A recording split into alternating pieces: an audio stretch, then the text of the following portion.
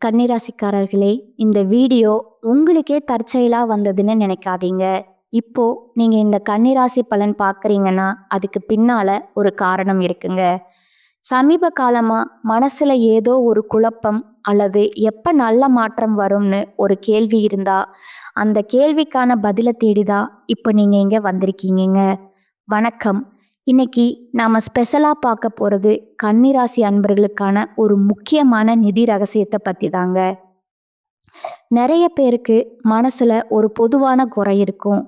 அதாவது பணம் வருது, ஆனா வர மாதிரியே செலவும் ஆயிடுது. கையில ஒண்ணுவே மிஞ்ச மாட்டேங்குதுன்னு. உங்களுக்கும் இதே மாதிரி ஒரு ஃபீலிங் இருக்கா? அப்போ நிச்சயமா இந்த பதிவு உங்களுக்கு தாங்க. உங்களுக்கே தெரியாத, உங்களுக்கு மட்டுமே இருக்கக்கூடிய சில தெய்வீக ஆசீர்வாதங்களை பத்தி தான் இப்போ ஆழமா தெரிஞ்சுக்க போறோம்ங்க. இந்த கேள்வி இதுதான் நம்மள பல கன்னிராசிக்காரங்க மனசுக்குள்ள அடிக்கடி கேட்டுக்கிற ஒரு கேள்வி இல்லையா? எவ்வளவுதான் கஷ்டப்பட்டு உழைச்சாலும், எவ்வளவு சம்பாதிச்சாலும் திடீர்னு ஒரு செலவு வந்து எல்லாத்தையும் காலி பண்ணிடுது. பணம் வர்றது ஒரு பக்கம் இருந்தாலும், வந்த பணம் நம்ம கிட்ட தங்கறதுக்காக அசல் விஷயம். அந்த செல்வத்தை எப்படி நம்ம கிட்ட நிலைக்க வைக்கிறது? அதுக்கான சாவி எங்கே இருக்கு? வாங்க அதுக்கான விடைய நம்ம சேர்ந்து தேடலாம். இப்போ நீங்க பார்க்குறீங்களா? இதுதான் உங்க பிரச்சனைக்கான முதல் திறவுகோலுங்க. இது ஒரு மிகப்பெரிய ரகசியம்னே சொல்லலாம்ங்க. மற்ற எந்த ராசிக்காரங்களுக்கும் இல்லாத ஒரு ஸ்பெஷலான பாக்கியம் கன்னி ராசிக்காரங்களான உங்களுக்கு மட்டும்தான் இருக்குங்க. அது என்ன தெரியுமா? மும்மூர்த்திகளான சிவன், பிரம்மா, விஷ்ணு இவங்க 3 பேரும் ஒன்றா சேர்ந்து உங்களை ஆசீர்வதிக்கிற ஒரு அமைப்பு உங்களுக்கு இருக்குங்க. இந்த ஆசீர்வாதத்தை எப்படி எப்போ வாங்கணும்னு தெரிஞ்சுக்கிட்டாலே போதும், உங்கள் பண பிரச்சனையெல்லாம் கொஞ்சம் கொஞ்சமாக தீர ஆரம்பிச்சிடுங்க. சரி, அந்த மும்மூர்த்திகளோட ஆசீர்வாதத்தை வாங்கிறதுக்கான முதல் ரகசியத்துக்குள்ள போகலாங்களா? வாழ்க்கையில எது நடந்தாலும் அதுக்கு சரியான நேரம், காலம்னு ஒன்று இருக்கணும்னு சொல்லுவாங்க இல்லையா? அதே மாதிரி தான் இந்த தெய்வீக ஆசீர்வாதத்தை நாம பெறதுக்கும் ஒரு மிக சரியான ஒரு புனிதமான நேரம் இருக்குங்க. அந்த நேரத்தை நம்ம சரியா பயன்படுத்திக்கிட்டா நம்ம வாழ்க்கையில ஒரு பெரிய மாற்றத்தை நாமளே உணர முடியுங்க. அந்த நேரத்துக்கு பேரு திருமூர்த்தி நேரம்ங்க. இந்த மாசத்துக்கு 2 தடவை மட்டும்தான் வருங்க. அதுவும் வெறும் 5 நிமிஷம்தான். அந்த 5 நிமிஷத்துல மும்மூர்த்திகளும் உங்களுக்காகவே, உங்களை ஆசீர்வதிக்கிறதுக்காகவே வராங்க. யோசிச்சு பாருங்க, இது எவ்வளவு பெரிய சக்தி வாய்ந்த ஒரு வாய்ப்புன்னு. இதை மட்டும் நாம சரியா பயன்படுத்திக்கிட்டா நாம கேட்குற வரங்கள் கண்டிப்பா கிடைக்கும்னு ஒரு நம்பிக்கை இருக்குங்க. அப்போ அந்த திருமூர்த்தி நேரத்தை நாம எப்படி கரெக்டா கண்டுபிடிக்கிறது? ரொம்ப சிம்பிள்ங்க. இப்போ இந்த படிகளை பாருங்க. முதல்ல பஞ்சாங்கத்தை எடுத்து அமாவாசை திதி அல்லது பௌர்ணமி திதி முடிகிற அந்த சரியான நேரத்தை நோட் பண்ணிக்கோங்க. இப்போ அந்த திதி முடியறதுக்கு முன்னாடி இருக்கிற கடைசி 1 மணி நேரத்தையும், அடுத்த திதியான பிரதமை தொடங்கிறதுக்கு முதல் 1 மணி நேரத்தையும் எடுத்துக்கோங்க. ஆக மொத்தம் இந்த 2 மணி நேரத்துக்குள்ளதான் அந்த 5 நிமிஷம் அற்புதம் நடக்குமுங்க. அந்த நேரத்துல நீங்க கோவில்ல இருந்தாலோ இல்ல வீட்டில் இருந்தபடியே மனசை ஒருமுகப்படுத்தி தியானம் செஞ்சாலோ அதோட பலன்கள் அளவிட முடியாததா இருக்குமுங்க. அடுத்ததா வாங்க ஒரு முக்கியமான விஷயத்த புரிஞ்சுக்கலாம். உங்க ராசியோட குணத்தை, உங்க கேரக்டரை உருவாக்குற கிரகங்களை பத்தி கொஞ்சம் தெரிஞ்சுக்கலாங்களா? உங்க ராசிக்குள்ள புதனும் சுக்கிரனும் செய்யற ஒரு விளையாட்டு தான் உங்க பலம் என்ன, பலவீனம் என்னங்கிறதையே முடிவு பண்ணுதுங்க. இதை நீங்க சரியா புரிஞ்சுக்கிட்டா உங்களையே நீங்க இன்னும் பெட்டரா வழி நடத்திக்க முடியுங்க. இந்த ஸ்லைடை கொஞ்சம் நல்லா கவனிங்க. கன்னிராசியில புத்திக்கும் அறிவிக்கும் அதிபதியான புதன் பகவான் உச்சம் அடைகிறாருங்க. அதாவது ஃபுல் பவரோட இருக்காருங்க. அதே நேரத்துல சுகம், சந்தோஷம், உலக இன்பங்களுக்கு அதிபதியான சுக்கிரன் நீச்சம் அடையறாருங்க. அதாவது பலம் குறைஞ்சிருக்காருங்க. இதுக்கு என்ன அர்த்தம்னா, இயற்கையாவே உங்களுக்கு புத்தி கூர்மை ரொம்ப ஜாஸ்திங்க. அதனால இந்த உலகத்துல இருக்கிற சின்ன சின்ன ஆசைகள்ல அவ்வளவு சீக்கிரம் நீங்க மயங்கிட மாட்டீங்க. உங்க புத்திசாலித்தனம் எப்போதுமே உங்களை ஒரு கவசம் மாதிரி பாதுகாக்குங்க. இப்போ சுக்கிரன் நீச்சம்னு சொன்னதும் இதை ஒரு குறையாவோ இல்ல பலவீனமாவோ நினைக்காதீங்க. அதோட உண்மையான சைக்காலஜிக்கல் அர்த்தம் என்னன்னா, உங்களுக்குள்ள ஏதோ ஒரு சின்ன தாழ்வு மனப்பான்மை இருக்கலாமுங்க. அதனால உங்களை நீங்களே அழகப்படுத்திக்கிறதுலையும் உங்க தோற்றத்தை அழகா காமிக்கிறதுலையும் நீங்க அதிகமா கவனம் செலுத்துவீங்க. எப்போதுமே பார்க்க நீட்டா அழகா இருக்கணுங்கிற எண்ணம் உங்க மனசுக்குள்ள ஆழமா இருக்குமுங்க. இதுதான் சுக்கிரன் நீச்சத்தோட உண்மையான வெளிப்பாடு. இப்போ நாம பார்க்க போறது ரொம்ப ரொம்ப முக்கியமான ஒரு பகுதிங்க. உங்களுடைய பண நிலைமைக்கும் உங்க முன்னோர்களுக்கும் ஒரு பெரிய தொடர்பு இருக்குங்க. அந்த ஆழமான தொடர்பை பத்தி தான் பார்க்க போறோம். உங்க வருமானத்தையும் செலவையும் கண்ட்ரோல் பண்றது சனி பகவானும் சூரிய பகவானும் தாங்க. இவங்களோட நிலைய நீங்க சரியா புரிஞ்சுக்கிட்டா உங்க பண பிரச்சனைக்கான ஆணிவேரையே கண்டுபிடிச்சிடலாமுங்க. இந்த அட்டவணையை பாருங்க. இது உங்க நிதி சம்பந்தப்பட்ட எல்லா ரகசியத்தையும் தெளிவா சொல்லுங்க. உங்களுக்கு 2வது வீடு, அதாவது தனஸ்தானம், பணம் வர்ற இடத்துல சனி பகவான் உச்சமடையறாருங்க. இதனால யாருக்கும் தெரியாம ரகசியமா பணத்தை சேமிக்கிறதுல நீங்க இயல்பாகவே கெட்டிக்காரரா இருப்பீங்க. அதே சமயம் 12வது வீடு, அதாவது விரயஸ்தானம், செலவாகிற இடத்தோட அதிபதி சூரியனுங்க. ஜோதிடத்துல சூரியன் நம்ம முன்னோர்களை, அதாவது பித்திருக்களை குறிப்பவருங்க. இதுல இருந்து என்ன தெரியுது? உங்க செலவுகள் எல்லாமே உங்க முன்னோர்களோட கர்மா கூட நேரடியா சம்மந்தப்பட்டிருக்குங்க. ஆக இதிலிருந்து நீங்க கத்துக்க வேண்டிய ஒரு முக்கியமான பாடம் என்னன்னா, சனி பகவானோட ஆதிக்கத்தினால உங்க வருமானமும் சேமிப்பும் ரகசியமா இருக்கிற வரைக்கும் தான் அதுக்கு பவர் ஜாஸ்திங்க. நான் இவ்வளோ சம்பாதிக்கிறேன், என்கிட்ட இவ்வளவு சேமிப்பு இருக்குன்னு யாருக்கிட்டையும் பெருமையா சொல்லிக்காதீங்க.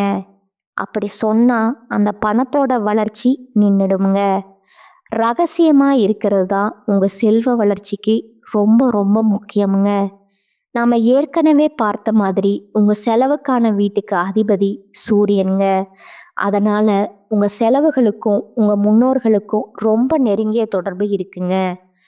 முன்னோர்களுக்கு செய்ய வேண்டிய தர்ப்பணம் மாதிரி விஷயங்கள்ல நாம ஏதாவது தவறு செஞ்சா அது நம்ம வாழ்க்கையில தேவையில்லாத செலவுகளா பணத்தடைகளா வந்து நிற்குமுங்க.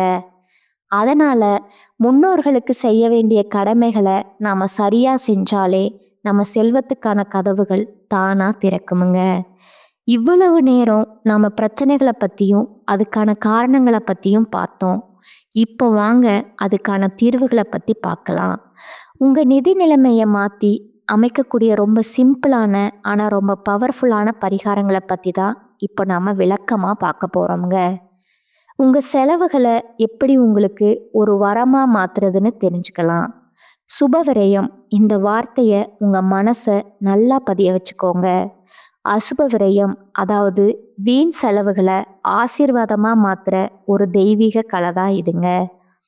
இதோட நோக்கம் செலவும் பண்றத நிறுத்துறது கிடையாதுங்க. அதுக்கு பதிலா நம்ம பண்ற செலவுகளை நல்ல காரியங்களுக்கு, புண்ணியமான காரியங்களுக்கு திருப்பி விடுறதுங்க. இப்படி நம்ம செய்யும்போது நம்ம செலவு செய்ய செய்ய நமக்கு செல்வம் பெருகிக்கிட்டே இருக்குமுங்க. அதுதாங்க இதுல இருக்க சூட்சமும். நாம செய்ய போற பரிகாரங்களுக்கு பின்னாடியும் ஒரு ஆழமான ஜோதிட காரணம் இருக்குங்க. உங்களுடைய 12வது வீடு சிம்ம ராசிங்க. அது ஒரு நெருப்பு ராசிங்க. அதனால நீங்க செய்ய வேண்டிய பரிகாரங்களும் நெருப்பு சம்பந்தப்பட்டதா, அதாவது அக்னி சம்பந்தப்பட்டதா இருக்கணுங்க. அக்னிக்கு நீங்க செய்யற செலவு உங்க வீண் செலவுகளை சுபவிரயமா, அதாவது உங்களுக்கான வரமா மாத்துமுங்க. இங்க பாருங்க, எவ்வளவு எளிமையான ஆனா சக்தி வாய்ந்த பரிகாரங்கள். எங்கேயாவது யாகம் இல்ல ஹோமம் நடந்தா அதுக்கு விறகு தானமா கொடுக்கலாமுங்க. கோவில்களை விளக்கு எரிக்கிறதுக்கு எண்ணெய் வாங்கி கொடுக்கலாமுங்க. உங்க வீட்டில் இல்ல ஆஃபீஸில் வேலை செய்கிறவங்களுக்கு ஒரு கேஸ் சிலிண்டர் புக் பண்ணி கொடுக்கலாமுங்க. இல்லைன்னா உங்கள் நண்பரோட வண்டிக்கு பெட்ரோல் போட்டு விடலாமுங்க. இது எல்லாமே நெருப்பு சம்மந்தப்பட்ட செலவுகள்ங்க. இப்படி நீங்கள் செய்யும்போது உங்கள் செலவுகள் வரமாக மாற அந்த அதிசயத்தை நீங்களே பார்ப்பீங்க. இந்த வரிகளை உங்கள் மனசில் நல்லா ஏற்றிக்கோங்க. வாழ்க்கையில் ஒரு பெரிய இடத்துக்கு போகணும்னு நீங்கள் முடிவு பண்ணிட்டா உங்கள் எண்ணங்களும் அந்த அளவுக்கு பெருசாக இருக்கணுமுங்க. சின்ன சின்ன விஷயத்துக்கு எல்லாம் யோசிக்கக்கூடாது. ஒரு கோடீஸ்வரன் ஆகணும்னு கனவை கண்டுட்டு ஒரு சின்ன நல்ல காரியத்துக்கு செலவு பண்ண தயங்குனா எப்படி? உங்கள் நிதி நிலைமையை மாற்றணும்னா தைரியமாக பெரிய மனசோட செயல்படுங்க. இத்தனை ரகசியங்களையும் தெரிஞ்சுக்கிட்டதுக்கு அப்புறம் உங்கள் வாழ்க்கையை மாற்றி அமைக்க நீங்கள் தயாரா? உங்கள் ஒவ்வொரு செலவையும் உங்களுக்கு செல்வத்தை கொண்டு வந்து சேர்க்கிற ஒரு வரமாக மாற்ற நீங்கள் தயாரா? இந்த பரிகாரங்கள் எல்லாம் முழு நம்பிக்கையோட செய்ய ஆரம்பிங்க. மாற்றத்தை நீங்களே கண்டிப்பாக உணர்வீங்க. உங்களுக்கு இந்த மார்ச் 15க்கு பிறகு சனியுடைய வக்ர பயிற்சியானது ஸ்டார்ட் ஆக போகுதுங்க. அதை தொடர்ந்து குருவுடைய வக்ர நிவர்த்தியும், சுக்கிர பயிற்சி, சூரிய பயிற்சி, ராகு கேது பயிற்சி, கடைசியா 5 வருட கிரகங்களுடைய சேர்க்கைன்னு ஒட்டுமொத்த பயிற்சியும் உங்களுக்கு வரக்கூடிய நாட்கள்ல இருந்து ஒன் பை ஒன்னா முழுமையாக கிடைக்கிறதுனால இந்த அடுத்த ஒரு 8 மாதங்கள் அப்படிங்கிறது உங்களுக்கு ஒரு மிகப்பெரிய ராஜயோக காலகட்டம்னே சொல்லலாமுங்க. அந்த அளவுக்கு ஒரு உச்சத்திற்கு போகக்கூடிய வாய்ப்புகள் கூட உங்களுக்கு அதிகமாகவே இருக்குதுங்க. முதலாவதா சனியுடைய வக்ர நிவர்த்தி. தற்பொழுது பார்த்தீங்கன்னா சனி பகவான் மீன ராசியில, அதாவது குருவுடைய ராசியில வக்ர நிவர்த்தி அடைகிறாருங்க. அப்படி வக்ர நிவர்த்தி அடையும் போது இத்தனை நாட்களா மைனஸா, அதாவது நெகட்டிவா செயல்பட்டு கொண்டிருந்த சனி பகவான் தற்பொழுது கண்டக சனி அப்படிங்கிறது உங்களுக்கு நடந்துட்டு இருக்குதுங்க. அதனுடைய தாக்கம் அப்படிங்கிறது உங்களுக்கு குறைய போகுதுங்க.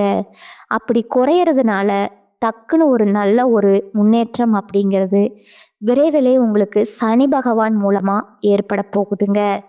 அந்த ஒரு முன்னேற்றம் அப்படிங்கிறது நல்ல ஒரு உச்சத்திற்கு போகக்கூடிய வாய்ப்புகள் கூட உங்களுக்கு அடித்தளமா அமைய போகுதுங்க. அதற்கு அடுத்ததா சனியுடைய வக்கர பயிற்சி காலகட்டம் அப்படிங்கிறது நல்ல ஒரு காலகட்டமா உங்களுக்கு பார்க்கப்படுதுங்க. அடுத்ததா குருவுடைய வக்கர பயிற்சி. இத்தனை நாட்களா உங்களுடைய ராசியில குரு பகவான் 2ஆம் இடத்துல இருந்ததுனால பொருளாதாரத்துல எந்த ஒரு முன்னேற்றமும் இருந்திருக்காதுங்க. ஆனா தற்பொழுது 2ஆம் இடத்துல இருந்து 3ஆம் இடமான லக்னஸ்தானத்தை நோக்கி போறதுனால ஒட்டுமொத்த குரு பயிற்சி பலனும் தற்பொழுது உங்களுக்கு முழுமையா கிடைக்க போகுதுங்க. அதன் மூலமா பொருளாதாரத்துல ஒரு மிகப்பெரிய அசுர வளர்ச்சி அப்படிங்கிறது வரக்கூடிய நாட்கள்ல உங்களுக்கு காத்துட்டு இருக்குதுங்க. அதற்கு அடுத்ததா சுக்கிர பயிற்சிங்க. சுக்கிர பகவான் பார்த்தீங்கன்னா ரிஷபராசி வீட்டில இருந்து மிதுன ராசி, அதாவது புதனுடைய வீட்டுக்கு வந்திருக்காருங்க. உங்களுடைய ராசி அதிபதியும் புதன் தாங்க.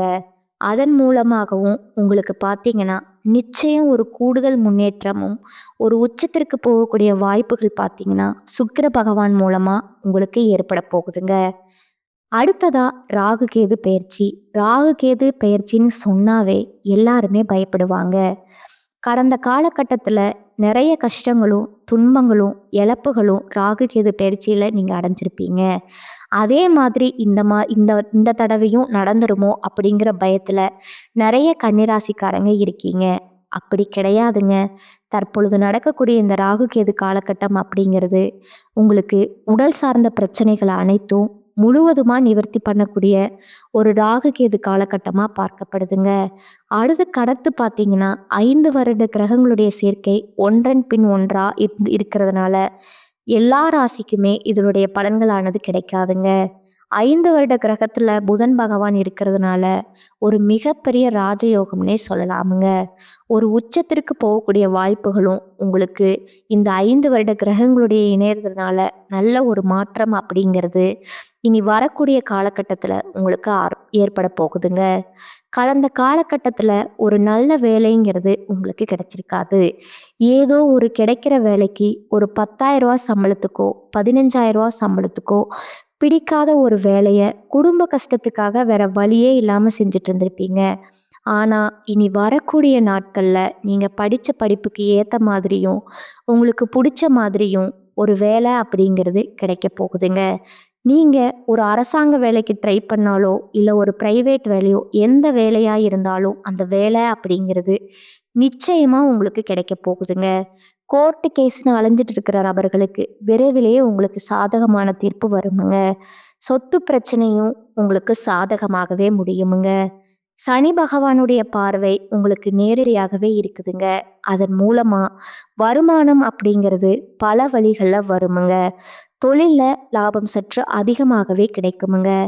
அரசியல்வாதிகளை பொறுத்த வரைக்கும் புதிய பொறுப்புகள், புதிய பதவிகள் எல்லாமே தானாகவே உங்களை வந்து சேருமுங்க. அடுத்ததா உடல் ஆரோக்கியம் மேம்படுமுங்க. சங்கடங்கள் நீங்குமுங்க. கடந்த காலகட்டங்களில் திருமண வாழ்க்கை அப்படிங்கிறது உங்களுக்கு சரியாக அமைஞ்சிருக்காதுங்க. அதில் நிறைய கஷ்டங்களும் துன்பங்களும் ஏற்பட்டிருக்குமுங்க. ஆனால் இனி வரக்கூடிய காலகட்டத்தில் உங்களுக்கு திருமண வாழ்க்கை அப்படிங்கிறது சீக்கிரமே ஒரு நல்ல நிலையில் உங்களுக்கு நடக்க போகுதுங்க. அதே மாதிரி குழந்தை பாக்கியத்திற்காக ஏங்கிட்டு இருந்தவங்களுக்கு இனி அடுத்து வரக்கூடிய 6 மாதத்துக்குள்ள சீக்கிரமே உங்களுக்கு உடல் சார்ந்த பிரச்சனைகள் அனைத்தும் முழுவதுமாக நிவர்த்தியாகி விரைவிலேயே நீங்கள் குழந்தை பாக்கியம் அப்படிங்கிறது உங்களுக்கு அடைய போகுதுங்க. அதற்கு அடுத்ததாக பார்த்தீங்கன்னா துணையை இழந்த கன்னிராசி ஆண்களோ பெண்களோ, அதாவது 2வது திருமணம் பண்ணலாமா வேண்டாமா அப்படிங்கிற ஒரு மிகப்பெரிய குழப்பத்தோடு இருப்பீங்க. அப்படி 2வது திருமணம் பண்ணும்போது சொந்தக்காரங்க தப்பாக பேசிடுவாங்களோ, ஊர்க்காரங்க தப்பாக நினச்சிருவாங்களோ, அவங்க என்ன நினைப்பாங்க இவங்க என்ன நினைப்பாங்கன்னு 2வது திருமணத்தை பற்றி யோசிக்காமல் இருக்கீங்க. இப்போ இருக்கக்கூடிய பொருளாதார சூழ்நிலையும் இப்போ இருக்கக்கூடிய காலகட்டத்தையும் வச்சு பார்க்கும்போது ஒரு சிங்கிள் பேரண்டால் இந்த சொசைட்டியில் சர்வே பண்ணுறது ரொம்ப ரொம்ப கடினமுங்க. நீங்கள் எதிர்பார்த்த மாதிரியே நல்ல மறுவாழ்வை அப்படிங்கிறது உங்களுக்கு அமைய போகுதுங்க. அடுத்ததாக பார்த்தீங்கன்னா உங்களோட நட்சத்திர பலன்களை பார்க்கலாமுங்களா. முதலாவதாக இருக்கக்கூடியவங்க உத்திரம் 2, 3, 4ஆம் பாதங்கள்ங்க. இனி இந்த வரக்கூடிய நாட்களில் தானும் மகிழ்ச்சியாக இருக்க வேண்டும், தன்னுடன் பழகுபவர்களும் மகிழ்ச்சியாக இருக்க வேண்டுங்கிற எண்ணம் உங்களுக்கு மேலோங்குமுங்க. நிதானமாக பேசுவது காரிய வெற்றிக்கு உதவுமுங்க.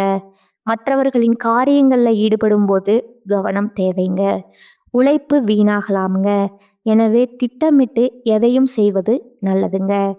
தொழில் வியாபாரத்தில் கூடுதல் கவனம் செலுத்துவது நல்லதுங்க.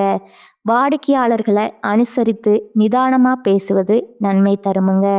2வதாக இருக்கக்கூடியவங்க அஸ்த நட்சத்திரக்காரங்க. இனி வரக்கூடிய நாட்களில் கடனுக்கு பொருள்களை அனுப்பும்போது கொஞ்சம் எச்சரிக்கை தேவைங்க. உத்தியோகத்தில் இருப்பவர்கள் கூடுதலாக உழைக்க வேண்டி இருக்குமுங்க. மேலதிகாரிகளுடன் கவனமாக பேசுவது நல்லதுங்க. குடும்பத்திற்கு தேவையான பொருட்களை வாங்குவீங்க.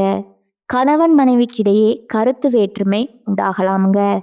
பிள்ளைகளிடம் கோபத்தை காட்டாம அனுசரித்து செல்வது நல்லதுங்க. 3வதா இருப்பவங்க சித்திரை 1, 2ஆம் பாதங்கள். இனி வரக்கூடிய நாட்களில் திட்டமிட்டு செய்யும் காரியங்கள் வெற்றிகரமாக முடியுமுங்க.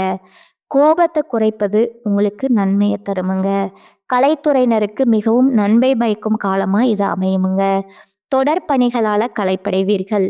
வாழ்க்கையின் முக்கிய முடிவுகளை எடுப்பீங்க. அரசியல்வாதிகளுக்கு உற்சாகமான காலமாக அமையுமுங்க. கட்சி பணிகளுக்காக கடுமையாக உழைக்க வேண்டி இருக்குமுங்க. நேரத்தை வீணாக்காமல் உபயோகப்படுத்தி கொள்வது புத்திசாலித்தனமுங்க. உங்களுக்கான பரிகாரம் பார்த்தீங்கன்னா நவகிரகத்தை வணங்கி வர எல்லா கஷ்டங்களும் நீங்குமுங்க. இந்த சேனல் உங்களுக்கு பிடிச்சிருந்தா லைக் பண்ணிக்கோங்க, ஷேர் பண்ணிக்கோங்க. வாழ்க வளமுடன், வாழ்க பல்லாண்டு. நன்றி, வணக்கம்.